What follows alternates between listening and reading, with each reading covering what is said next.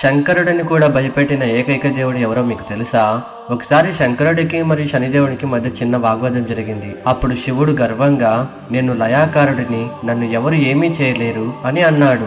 దానికి శనిదేవుడు నవ్వి, స్వామి, నేను తలుచుకుంటే ఎవరిని విడిచిపెట్టను, రేపు మీకు కూడా నా శని ప్రభావం పడుతుంది అని చెప్పి వెళ్ళిపోయాడు. ఇది విన్న శివుడు శని ప్రభావం నుంచి తప్పించుకోవాలని అనుకున్నాడు. తర్వాత రోజు శివుడు కైలాసాన్ని వదిలి ఒక పెద్ద మర్రి చెట్టు త్వరలో దాక్కుని తపస్సు చేయడం ప్రారంభించాడు. కొంతసేపటి తర్వాత శని వెళ్లిపోయాడని భావించి బయటికి వచ్చాడు. ఆ తర్వాత శనిదేవుడిని కలిసి, చూసావా, నన్ను ఏం చేయలేకపోయావు అని అన్నాడు.